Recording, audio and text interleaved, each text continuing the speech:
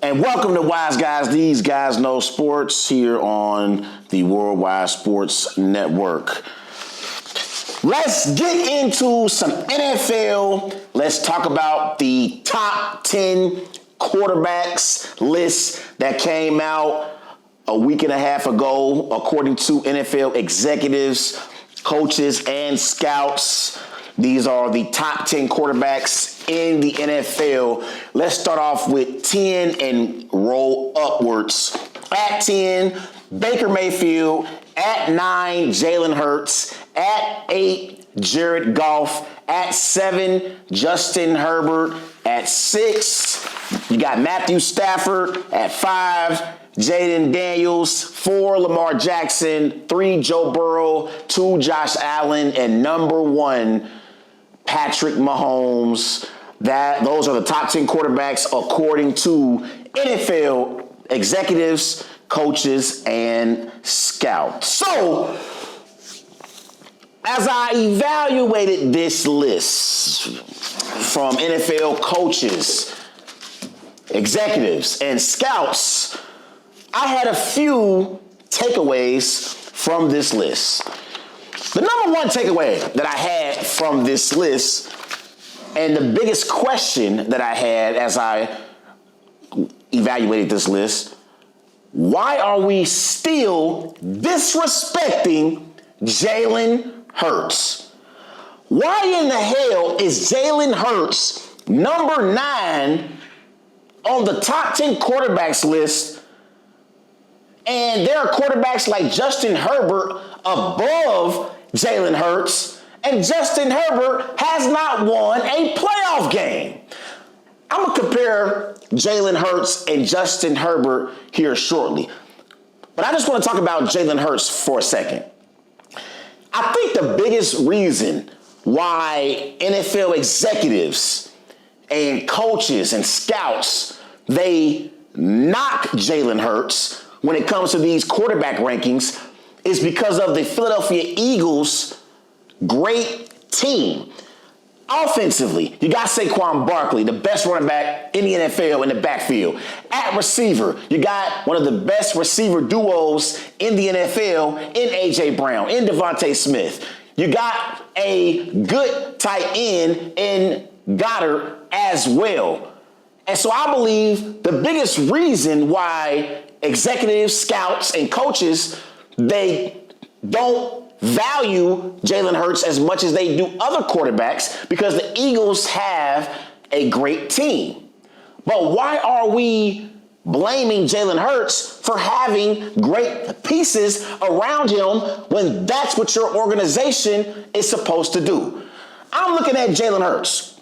Jalen Hurts, obviously, he's been to the Super Bowl twice. The first Super Bowl, he lost to Patrick Mahomes, but in that Super Bowl, Jalen Hurts threw for 304 passing yards, 1 touchdown, 1 interception. He did have 1 fumble as well. He had 70 rushing yards, and he had 3 touchdowns. He tied a Super Bowl record for most rushing touchdowns. He became the first quarterback to score 3 rushing touchdowns in a Super Bowl. And let's talk about Jalen Hurts' Super Bowl stats. In the first matchup against Patrick Mahomes, I just named him. He went 27 of 38. He threw for 304 passing yards, 1 touchdown. He also had a fumble as well, and he had 3 rushing touchdowns. Now, in the second Super Bowl, which was last year's Super Bowl, Jalen Hurts went 17 of 22. He threw for 221 passing yards, 2 touchdowns, 1 interception. Jalen Hurts, his passer rating in the Super Bowl is 109.4 with 525 passing yards, 3 touchdowns, and 1 interception. And I don't understand why we continue to devalue Jalen Hurts when he has shown in the biggest moments he delivers for the Philadelphia Eagles. Now, do I believe Jalen Hurts is as good as a passer as a Joe Burrow is? No. Do I believe Jalen Hurts is a better passer than a Matthew Stafford or even a Jaden Daniels or a Josh Allen. No. But Jalen Hurts is consistent and he is a true leader. I believe Jalen Hurts is the best leader in pro football. You hear about his teammates always brag about his leadership and the type of player that he is at the quarterback position for the Philadelphia Eagles. And let's be honest, he has been scrutinized. There's been reports about how he doesn't have the best relationship with his head coach and Nick Sirianni, even though Nick Sirianni came out a few weeks ago and blasted Jalen Hurts being ninth on the top 10 quarterbacks rankings. But it's been reports, and he's been scrutinized up there in Philadelphia because the Eagles, before this previous year, they had not got it done. And so people were blaming Jalen Hurts for that. But Jalen Hurts, in the big moments, has done what's needed to be done for the Philadelphia Eagles. Is it flashy? No. But he's gotten the job done time and time again, and we need to put some respect on Jalen Hurts' name. And the thing is, I compare Jalen Hurts to Jason Tatum in the NBA. I'm a Jason Tatum fan of the Boston Celtics. And similar to Jalen Hurts, I believe Jason Tatum also gets scrutinized, and he's always criticized because he's on a great Celtics team and plays for a great organization. But since Tatum has been in the NBA, the Celtics have been in the NBA playoffs. They've had multiple NBA Finals appearances, similar to Jalen Hurts. But because Jason Tatum plays with another great player in a Jaylen Brown, and he has good pieces around him, like an Al Horford, like a Kristaps Porzingis in previous years. Porzingis now is in Atlanta. But because he's had Horford, Porzingis, Marcus Smart, and Derek White, who's emerged as another bona fide player on that Celtics team, we try to take away from Jason Tatum's greatness. But it is something to be said for players who are able to be leaders, and even with them having great pieces around them, that within itself should be recognized as being something that you accomplish. Because when you're around other players who are good and you have good pieces around you, that takes leadership to lead those players. Jalen Hurts is a great leader. Jason Tatum has been a great leader for the Boston Celtics. Now, he's not the heart and soul like a Jaylen Brown is. I think Jaylen Brown is the heart and soul of the Celtics. But Jason Tatum has been the best player on the Boston Celtics. And I think Jason Tatum and Jalen Hurts are similar from the aspect of they both are playing for great organizations in the Boston Celtics and the Philadelphia Eagles. And because of that, we try to take away from their greatness instead of recognizing it takes true leadership and greatness within itself to be a quarterback on a Super Bowl championship team and a best player on an NBA championship team. And that takes greatness within itself. That takes greatness. So I think it's crazy how we try to knock Jalen Hurts. We got to give Jalen Hurts his props and recognize him as being a top quarterback, and being number 9 is ridiculous. And they had Justin Herbert over Jalen Hurts. Let's compare Justin Herbert and Jalen Hurts' playoff resume. Justin Herbert, his touchdown to turnover ratio in the playoffs is 2 touchdowns to 4 turnovers. Jalen Hurts' touchdown to turnover ratio is 20-4. Justin Herbert's passer rating in the postseason is 60.7. Jalen Hurts' passer rating in the postseason is 95.4. Justin Herbert, total yards per game is 264 yards per game. Jalen Hurts is 244, so Herbert has the slight edge in yards per game. But in completion percentage, Jalen Hurts, he completes 67% of his passes in the postseason. Justin Herbert completes 52% of his passes in the postseason. Justin Herbert is 0-2 in the playoffs. Jalen Hurts is 6-3 in the playoffs. So don't tell me that Justin Herbert is a better quarterback than Jalen Hurts when Justin Herbert does not deliver when the big moment presents itself. And we've seen time and time again in the Eagles' last two playoff runs, Jalen Hurts has delivered for the Philadelphia Eagles. And I'm looking at this list, right? They got Jaden Daniels ranked above Jalen Hurts as well. And I love Jaden Daniels. He had a tremendous rookie season. But how in the hell are we going to rank Jaden Daniels over Jalen Hurts when Jalen Hurts beat Jaden Daniels in the NFC Championship game? What is going on? That makes no sense to me. And I love Jaden Daniels. Jaden Daniels has a tremendous future, and he has a lot of potential. But I'm not ready to say that Jaden Daniels is a better quarterback than Jalen Hurts based on one season. And in that one season, Jalen Hurts, not only did he win a Super Bowl, he was a Super Bowl MVP. And he outplayed Patrick Mahomes in the Super Bowl. So Jaden Daniels also is not better than Jalen Hurts. But I want to talk about Justin Herbert for a second. Justin Herbert is 7th on this list.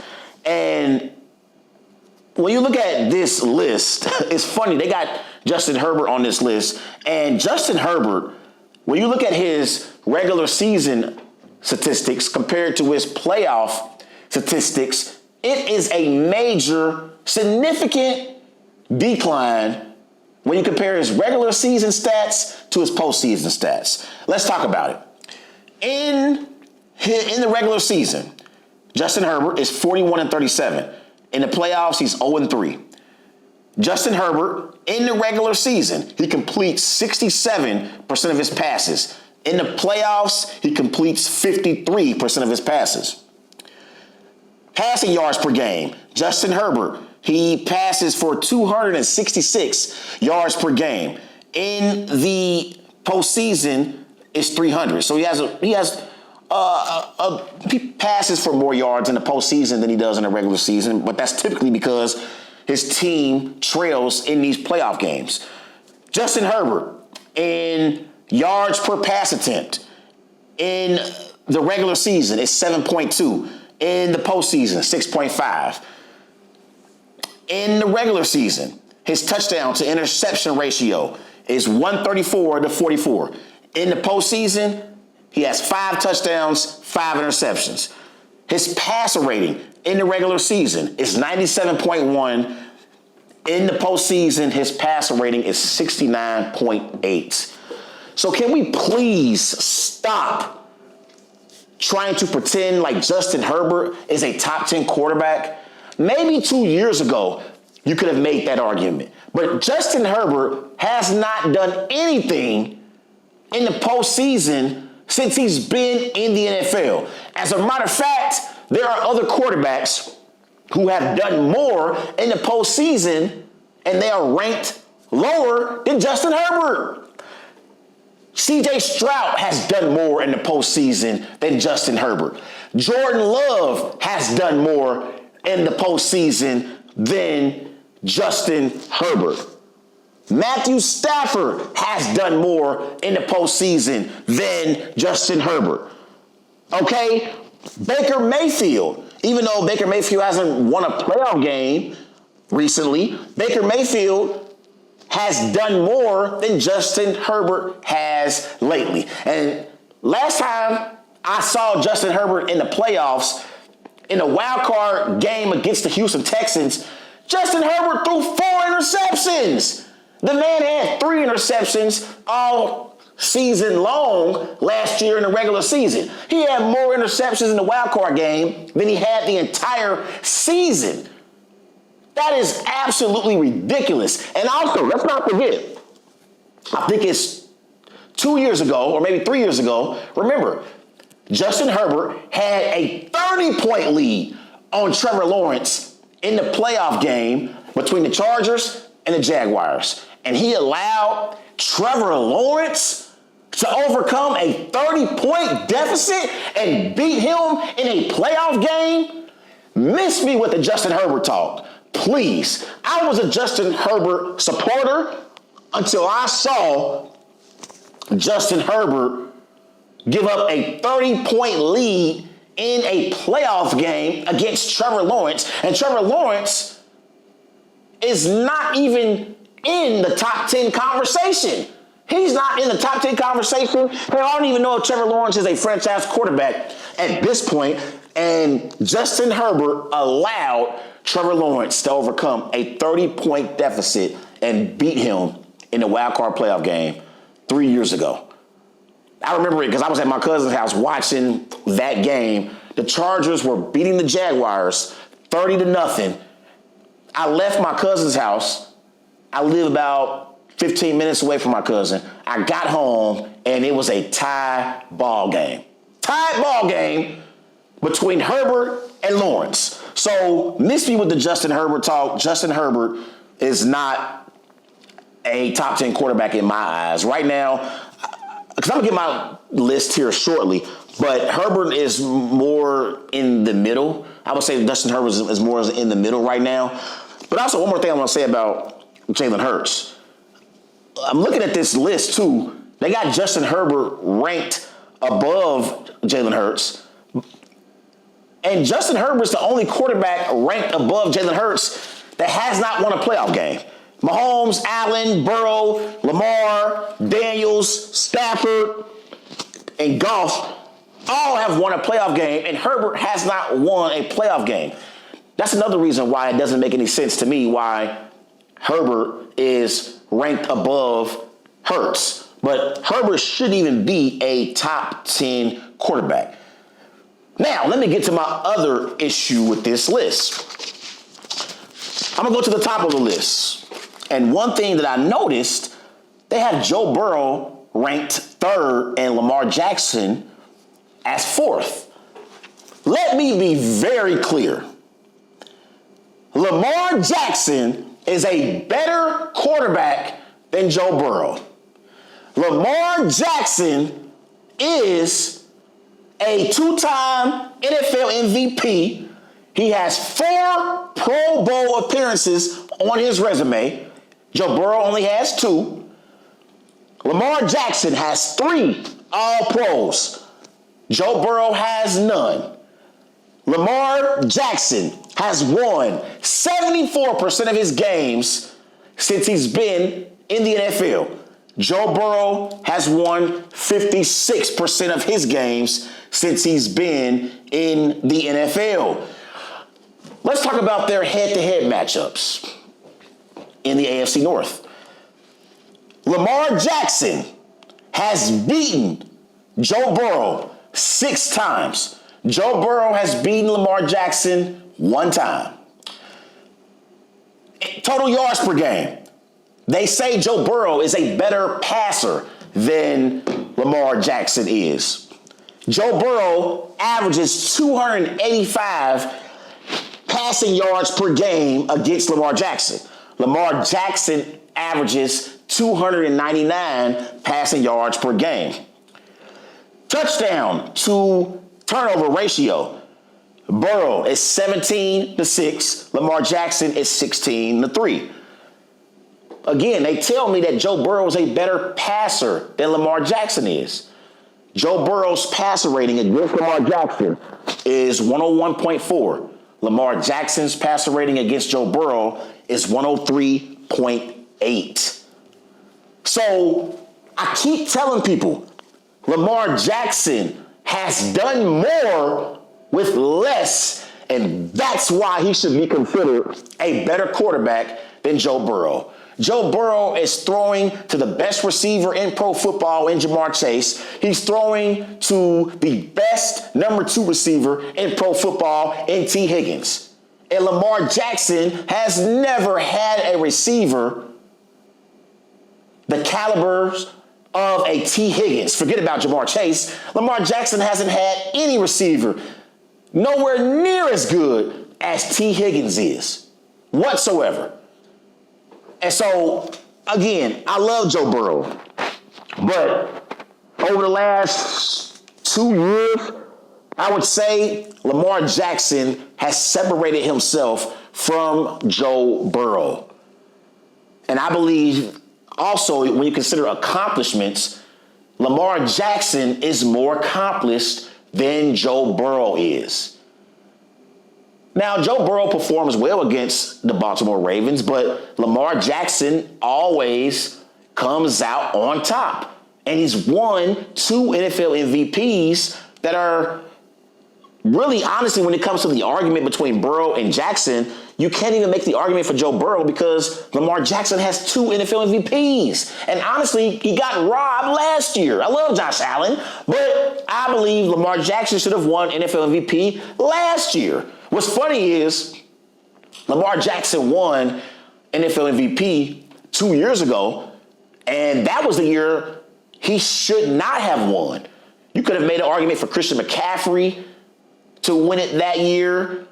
And I think it was another player. It might have been Jalen Hurts. But 2 years ago, Lamar Jackson won NFL MVP, and that was the year he should not have won NFL MVP. And he should have won NFL MVP last season. But they gave it to Josh Allen. I wasn't mad at them for giving it to Josh Allen because Josh Allen had a tremendous season, and he was clearly the best player on that Bills offense. Now, as great as Lamar Jackson is, he did have Derrick Henry in the backfield last year. And Derrick Henry is still a top 3 running back in the NFL.